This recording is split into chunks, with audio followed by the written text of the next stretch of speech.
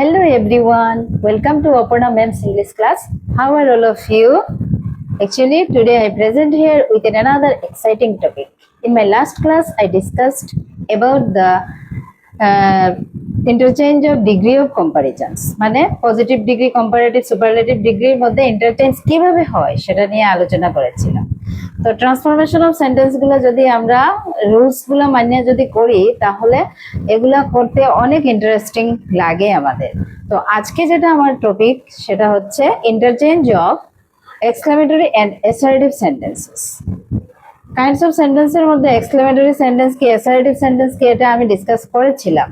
যদি কেউ দেখে না থাকো তাহলে আমার ভিডিওগুলা গিয়ে চেক করবে। তো এখানে এক্সক্লেমেটরি সেন্টেন্স মানে যেটা আমার স্ট্রং ফিলিং, মনের আবেগ, হ্যাঁ, এগুলাকে প্রকাশ করবে। হ্যাঁ, মনের আবেগটাকে প্রকাশ করবে, সেটা হচ্ছে এক্সক্লেমেটরি। আর অ্যাসার্টিভ তো একটা স্টেটমেন্ট, এটা সিম্পল একটা সেন্টেন্স যেটা কাউকে কিছু বলা, হ্যাঁ, সিম্পলি।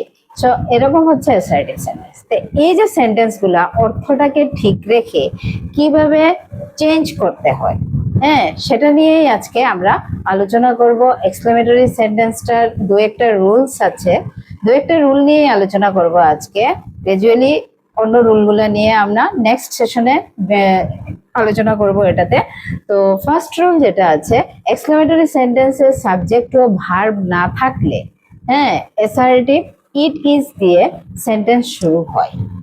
তো এক্সক্লেমেটরি সেন্টেন্সের মানে ধরনটা কি হয় সেটা আগে একটু আমি আলোচনা করে নেই। তো এটা অনেক সময় হোয়াট, হাউ, হ্যাঁ, এগুলা দিয়েও স্টার্ট হয়। ঠিক আছে, লাস্টে একটা নোট অফ এক্সক্লেমেশন সাইন থাকবে। তারপরে ও, ইফ, হ্যাড, এটা দিয়েও স্টার্ট হয়।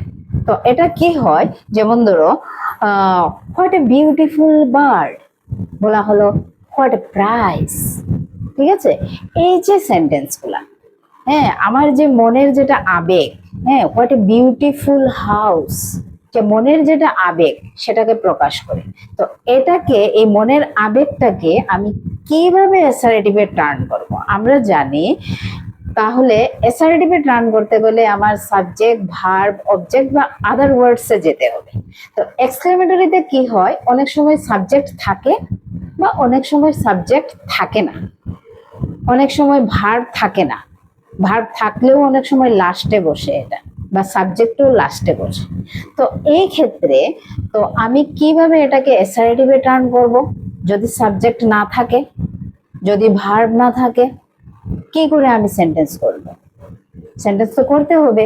তো অ্যাসার্টিভ সেন্টেন্স করতে গেলে প্রথম রুল অনুসারে যদি এক্সক্লেমেটরিতে সাবজেক্ট ও ভার্ব যদি না থাকে তাহলে আমরা ইট ইজ দিয়ে সেন্টেন্সটা শুরু করব।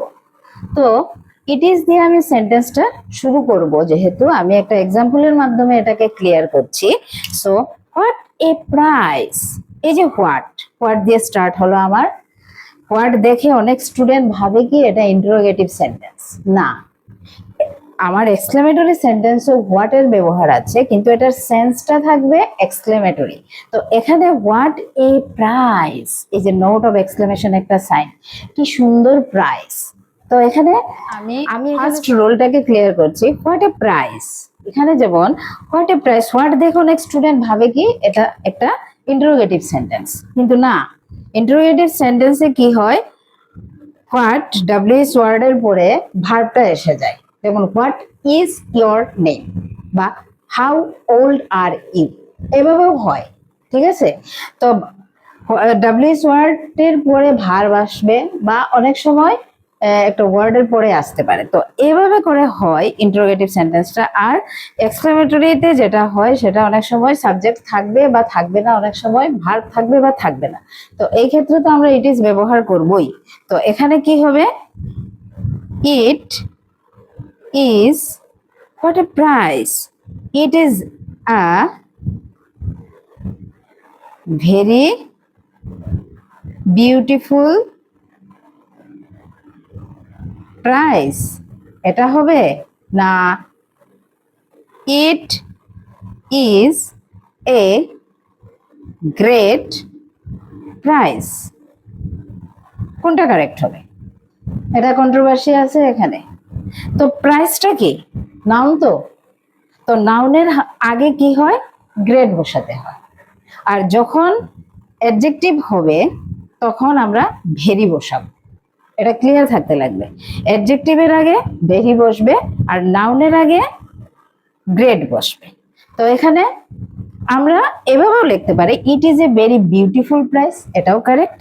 ইট ইজ এ গ্রেট প্রাইস, ঠিক আছে? যখন বিউটিফুল এড করবে না, এখানে গ্রেট লেগে যাবে। তো আরেকটা এক্সাম্পল হচ্ছে, হোয়াট এ বিউটিফুল ডে। হ্যাঁ, তো এখানে আমি কি লিখবো? It is a very beautiful day, ঠিক আছে? এই যে আমার অ্যাডজেক্টিভের আগে ভেরি লেগে গেল। তো এরকম করে আমার রুল 1টাকে আমার কমপ্লিট করতে হবে। এখন আমরা রুল 2তে যাই। রুল 2তে যেমন ধরো সেন্টেন্সে যদি ও মানে ও তারপরে দ্যাট, ইফ যদি থাকে, হ্যাড আই যদি থাকে বা হাউ আই যদি থাকে, এই জাতীয় শব্দগুলা যদি থাকে তাইলে কি হবে? তাহলে হবে আই উইশ বা উই উইশ, এগুলা বসবে। তো এই যে O, if, had I, how I, এগুলো কি মিন করে? ইগারনেস মানে পাওয়ার তীব্র ইচ্ছা বা তার মনের যে ইচ্ছাটাকে সে প্রকাশ করছে। তো আমি যদি পাখি হতাম, ঠিক আছে, আর যদি বলি আমার যদি ডানা থাকতো, ঠিক আছে, এভাবে আমার যদি ওইরকম, আমি যদি এভাবে ল্যাঙ্গুয়েজটা বলতে পারতাম, এরকম ধরনের মানে উইশেস যেগুলা, হ্যাঁ, এগুলাকে মিন করে এই যে ওয়ার্ড গুলা এক্সক্লেমেটরিতে। তাহলে রুল 2তে আমি যদি O that those leaves had language, তো এই ক্ষেত্রে কি হবে? ওটা চেঞ্জ হয়ে যাবে। এই ক্ষেত্রে কি হবে? আই উইশ, এই জায়গাতে হয়ে যাবে আই উইশ দ্যাট। শুধু আই উইশ দ্যাট করবে আর বাকি যেটা সেন্টেন্স আছে সেই সেন্টেন্সটা এখানে বসে যাবে। দোজ লিভস হ্যাড ল্যাঙ্গুয়েজ, কোনো কিছু চেঞ্জ করতে লাগবে না, ঠিক আছে? এটা যে এই I wish that those leaves had language মানে এটা একটা অ্যাসার্টিভ সেন্টেন্স। এই যে আই সাবজেক্ট, উইশ হয়ে গেল আমার verb. Next sentence same, if I know, if I knew this before, তো ইফ যেহেতু আছে in place of if will write I wish that I knew this before, ঠিক আছে? ঠিক সেরকম হেড আই এর ক্ষেত্রেও হ্যাড আই দ্য উইংস, হ্যাঁ, had I the wings of a bird, হ্যাঁ, I wish the wings of a bird, ঠিক আছে? উইংস অফ এ বার্ড, এই যে হ্যাড আইটা চেঞ্জ হয়ে গেল, ঠিক আছে? তারপরে আরেকটু এক্সেপশনাল, যেমন গুড মর্নিং মিস রয়, এই যে সেন্টেন্সটা উইশ করা, তো এখানে কি হবে? আই উইশ, এগুলা গুড মর্নিং, গুড নাইট, হ্যাঁ, I wish that, good morning, ঠিক আছে? I wish that good morning miss Roy, এই যে অ্যাসার্টিভে কনভার্ট হয়ে গেল। এখন অ্যাসার্টিভটা দিয়ে দিলে এক্সক্লেমেটরি আবার এভাবে লিখতে লাগবে। আর এখানে দেওয়া আছে একটু কয়েকটা ইন্টারজেকশনাল ওয়ার্ড, যেমন এলাস, কি মিন করে? এলাস যখন থাকবে সেন্টেন্সের মধ্যে তখন এক্সক্লেমেটরি সেন্টেন্সটা যখন অ্যাসার্টিভ করবে ইট ইজ পিটি দ্যাট লিখতে লাগবে। এটাকে একটু স্ক্রিনশট মেরে এটাকে তোমরা রেখে দিতে পারো, এগুলো অনেক কাজে লাগবে। আরেকটা ফাই যদি থাকে তাহলে ইট ইজ শেমফুল, ঠিক আছে? এই যে alas fie hurray, I rejoice that. তো এই হলো আমাদের দুটো rule, interchange of exclamatory and অ্যাসার্টিভের। এই দুটো রুলকে ভালোভাবে যদি প্র্যাকটিস করো তাহলে এগুলা করতে অনেক সুবিধা হবে, সেন্টেন্সগুলোকে ইন্টারচেঞ্জ করতে। এগুলো প্র্যাকটিস করতে থাকবে, যত প্র্যাকটিস করবে তাহলে গ্রামারের স্কিলটা আরো গ্রো হবে, ঠিক আছে? That is all for today. Just stay tuned with my channel. Thank you all.